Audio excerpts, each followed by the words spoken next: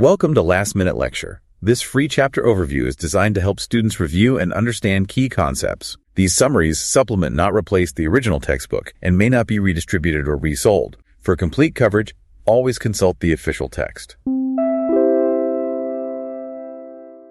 Usually when we take a medication, there's this underlying expectation of just simple magic. Right, like we treat them like these targeted smart bombs or something. Exactly. I mean, you have a splitting headache, you swallow a tiny pill, and like 30 minutes later, the pain is gone. Yeah. We just assume the drug somehow inherently knows where to go. Like it has a GPS system programmed for your forehead. Yeah.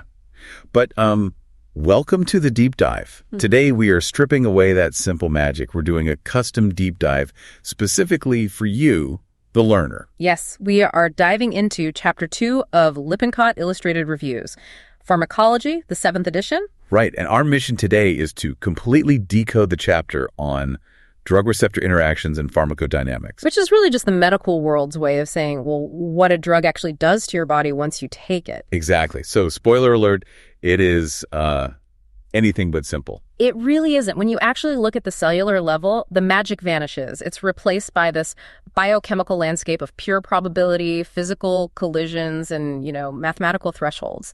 So to understand pharmacodynamics, the text starts with this foundational concept called signal transduction. Let's look at figure 2.1 in the book. Right. So if you're visualizing this, just picture a single cell in your body. On the surface of that cell membrane, you have receptors. And when nothing is happening, step one is basically the receptors just sitting there in an unoccupied state, right? Exactly. It has absolutely no influence on the cell's internal machinery. But then a drug molecule, which the chapter calls an agonist, floats by and physically binds to that receptor. Okay, let me pause you right there. Because I think people often use that analogy of a rigid lock and key here. Oh, yeah, the classic lock and key. Right, like the drug is the highly specific key, the receptor is the lock, and it just clicks in. Signal transduction is the tumbling mechanism that swings the door open. But from the text, that's way too static, isn't it? You're exactly right to call that out. The lock and key metaphor is, it's pretty outdated. Receptors are not rigid blocks of metal. They're massive proteins, right? Yes. Complex, three-dimensional proteins. A much better way for you to visualize step 2 in that figure is to imagine a baseball glove. Okay, I like that. So the receptor is the baseball glove. Yeah. And the drug molecule is the baseball. When the ball hits the pocket of the glove doesn't just stay rigidly open. Right, it folds around the ball. Exactly. The kinetic energy and the physical presence of the ball cause the leather to fold and completely change shape. When a drug binds to a receptor, it forces a massive physical and chemical change. The text calls this a conformational change, right? Yes, a conformational change. And once that receptor changes shape, it suddenly gains the ability to interact with other cellular molecules. Which triggers the actual biological response. Right. That entire chain of events, from the baseball shitting the glove to the final cellular action, is signal transduction. That makes so much more sense. But these baseball gloves aren't just waiting in one frozen position, are they? Because the text makes a big point that receptors are dynamic. They are incredibly dynamic. Receptors actually exist in this constant shifting equilibrium between two distinct states. The inactive and active states. Right. The inactive state is called R, and the active state is R star. Left alone, the vast majority of your receptors favor that inactive R state. They're just resting. Yes. But when an agonist drug binds, it literally pulls the equilibrium toward the active R star state. So the biological effect you feel like, say, your heart rate increasing, is directly proportional to the fraction of receptors forced into that R star state. Precisely. It's a numbers game. And the text gives a really tangible example with cardiac cells. Right now, your heart muscle cells are covered in different populations of these receptors, just waiting for signals. Yeah, you have beta adrenergic receptors sitting there waiting for epinephrine or adrenaline. And if epinephrine hits that glove, it forces the R star state and your heart speeds up. Right. But right next to them on the exact same cell, you have muscarinic receptors. Waiting for acetylcholine. Exactly. And if acetylcholine binds, it forces its own R star state and your heart slows down. It's this microscopic tug of war. Yeah. But wait, let me push back for a second here. Sure. Because do all drugs use receptors? What if I have terrible heartburn and I take an over-the-counter antacid? Oh, that's a fantastic catch. Yeah, because there's no way that chalky tablet is navigating massive receptor math in 10 seconds, right? Are there antacid receptors? No, and the pharmacology text explicitly points out this exception. Not absolutely everything uses a receptor, antacids just don't. They just do a blunt force chemical reaction. Exactly. They drop into your stomach and physically neutralize the excess acid. They never interact with the actual cell surface. Okay, got it. But exceptions aside, for the vast majority of medications, we are dealing intimately with receptors. So where are these gloves located? Well, it depends on the drug's relationship with water and fat. Let's look at figures 2.2 through 2.5, which break down the 4 major receptor families. The overarching rule here is the hydrophilic versus hydrophobic divide. Right. Your cells are surrounded by a lipid bilayer, a fatty membrane. So if a drug is hydrophilic, meaning it loves water but hates fat, it literally cannot cross that cell membrane. It bounces right off. Exactly. Those drugs have to bind to receptors located strictly on the outside surface of the cell. But if a drug is hydrophobic or fat-loving, it can slip right through that fatty wall and bind to receptors inside the cell. Right. So let's break down those surface receptors first, starting with family 1, ligand-gated ion channels. And the defining feature here is speed, right? Yeah. We are talking literal milliseconds. Milliseconds. Yes. Why do they need to be so incredibly fast? Because the receptor itself is actually a closed tunnel or a pore embedded directly in the cell membrane. When the drug binds to the outside, it physically yanks the tunnel open, Instantly allowing charged ions to rush in or out. Exactly. Think about the nicotinic receptor on your skeletal muscles. Your brain says move your arm, acetylcholine binds, the pore snaps open, sodium ions rush in, and bam! The muscle contracts instantly. Right. If that took 5 minutes, you couldn't run from a predator. Right, but it can also be an instant inhibitory response, right? Like with GABA A receptors. Yes. The GABA A receptor works on the exact same millisecond timescale, but it lets chloride ions rush in. And chloride is negatively charged, causing hyperpolarization. Exactly. It floods the engine and stops the neuron from firing. That's how sedatives work. The text also mentions voltage-gated sodium channels are the target for local anesthetics. They physically plug up the channel so the pain signal can't travel. That's so cool. Okay, so that's the millisecond time frame. But family 2 takes seconds to minutes. Yes, these are the G-protein coupled receptors, or GPCRs, shown in figure 2.3, and they are way more intricate. Not just a simple floodgate. No, picture a receptor spanning the membrane. The drug binds on the outside, but on the inside, the receptor is physically tethered to a G protein. And this G protein has 3 subunits, right? Alpha, beta, and gamma. Right. In its resting state, the alpha subunit is holding onto a molecule called GDP. Just waiting for the conformational change. Exactly. When the drug hits the outside, the receptor twists. This motion squeezes the G protein on the inside, causing the alpha subunit to drop its GDP and grab a high-energy GTP. Oh, wow. So it swaps them out. Yeah. And that provides the energy for the alpha subunit to physically detach from the beta and gamma subunit. It's basically a microscopic relay race. The drug hands the baton to the receptor hands it to the alpha subunit, and then that freed alpha subunit takes off. Surfing along the inside of the membrane to find its target, which is usually an effector enzyme. Like adenyl cyclase. Yes. It crashes into adenyl cyclase, turning it on. That enzyme then acts like a factory, rapidly churning out thousands of second messenger molecules called CAMP. Or a different GPCR might activate phospholipase C, right, to create IP3 and A. Exactly. And IP3 travels deep into the cell and pulls the fire alarm, releasing a massive flood of stored calcium. So the key here is the drug never entered the cell. It just knocked on the front door, and these secondary messengers are the ones actually running through the hallways flipping switches. Which is exactly why it takes seconds to minutes. There are middlemen involved. Right. Which brings us to family 3. Enzyme-linked receptors.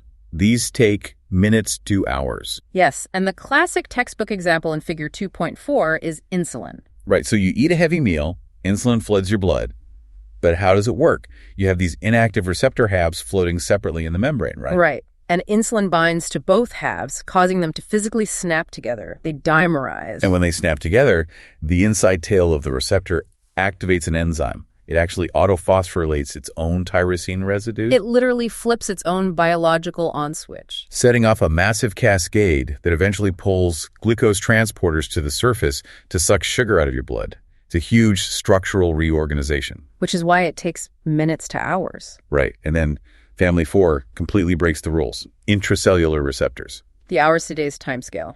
shown in figure 2.5. Because these drugs are lipid-soluble, they just float right through the fatty cell membrane, don't they? Exactly. They travel all the way to the cell nucleus and bind to transcription factors. Wait, really? They literally bind to the machinery reading your DNA? Yes, they alter the transcription of DNA into RNA. That is staggering. You swallow a pill, and the molecule travels into your cells and changes how your DNA is being read. And because it commands the cell to build brand new proteins from scratch, it takes hours to date. Like with steroid hormones. Exactly, or antimicrobials like trimethoprim and erythromycin, which target bacterial machinery inside the cell.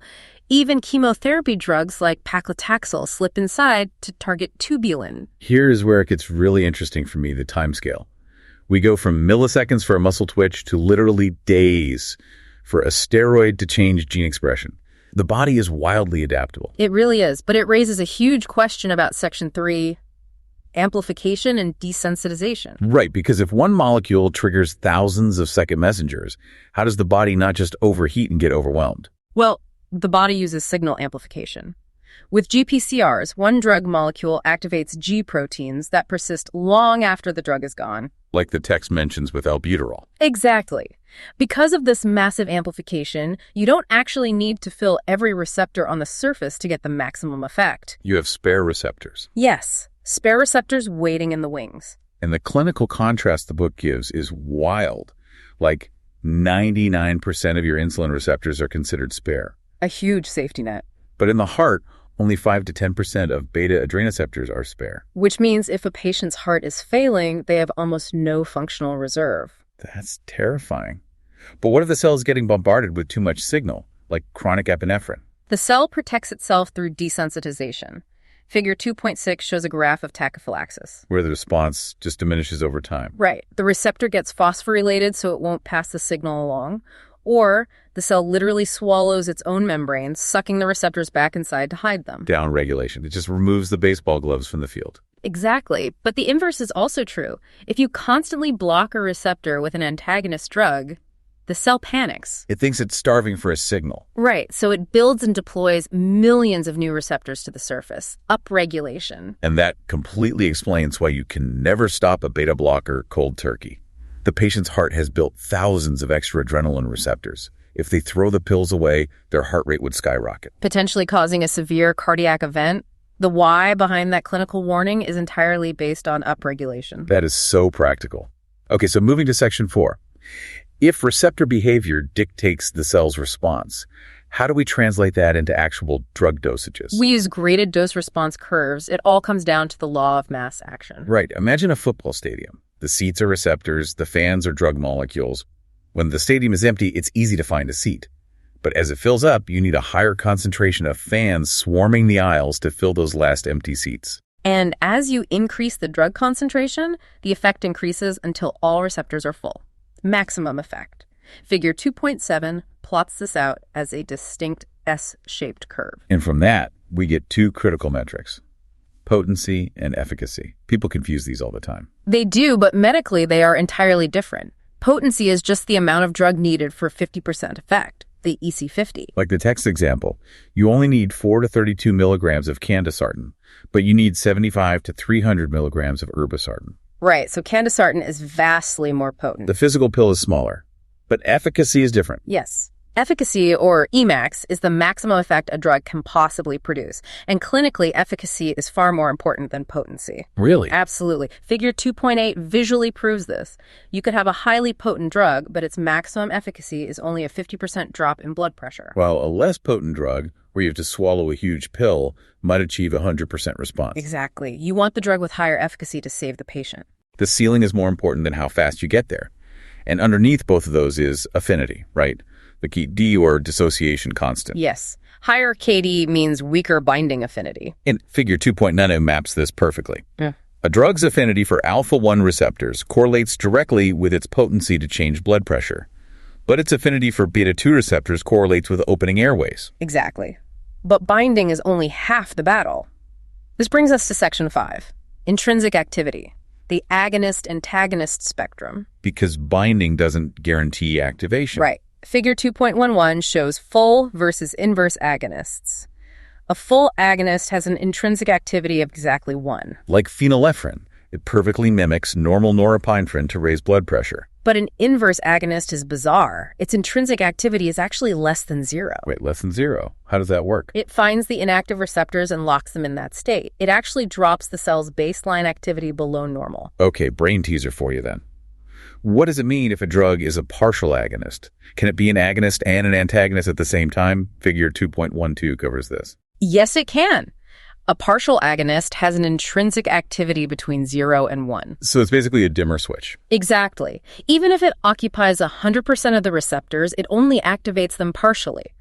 Look at aripiprazole, an antipsychotic for schizophrenia. It partially stimulates dopamine receptors. So if a brain pathway is underactive, it boosts it. Right. But if the pathway is overactive, flooding with natural dopamine, the aripiprazole molecules displace the natural dopamine. Because it's hogging the seats. Exactly. It acts like an antagonist to calm things down, helping symptoms with vastly fewer side effects. That is pharmaceutical engineering at its finest. Finally, we have true antagonists in figure 2.13. Intrinsic activity is a flat 0. They just block. Competitive antagonists are reversible. They fight for the exact same spot. Like terazosin for blood pressure. You just need to add more agonists to beat it. Right. But irreversible and allosteric antagonists are non-competitive. Irreversible ones permanently bind the active site. Yes, covalently. And allosteric antagonists bind to a side door, like picrotoxin on the GABA channel, and shut the whole system down. Both cause a downward shift in maximum efficacy. Because those receptors are basically dead. Okay, so stepping back to section 6. Everything so far is about a single cell or patient. How do we know if a drug is safe for the public? We use quantal dose-response relationships. These are all or nothing. Like, does atenolol drop diastolic blood pressure by at least 5 millimeters of mercury, yes or no? Exactly. This gives us the ED50, the effective dose for 50% of the population. And from that, we get the therapeutic index, or TI, in figure 2.14. The formula is TD50, the toxic dose, divided by ED50, the effective dose. It's the safety margin. And a small TI is terrifying, like with warfarin, a blood thinner. The graph shows the curve for the desired therapeutic effect almost overlapping the curve for unwanted adverse effects, like hemorrhage. Oh, wow. So bioavailability is incredibly critical there. Absolutely. A tiny mistake can cause fatal toxicity. But on the flip side, you have a large TI like penicillin. Right. You can give massive doses way beyond the minimum requirement without risking severe toxicity. The safety buffer is enormous. And that brings us to the end of the chapter. I want to leave you with a final thought to mull over. Go for it. Every single time you swallow a pill, there is this invisible, microscopic war of mathematics happening inside you. Millions of receptors are shifting states. Spare receptors are waiting in the wings to save your failing organs.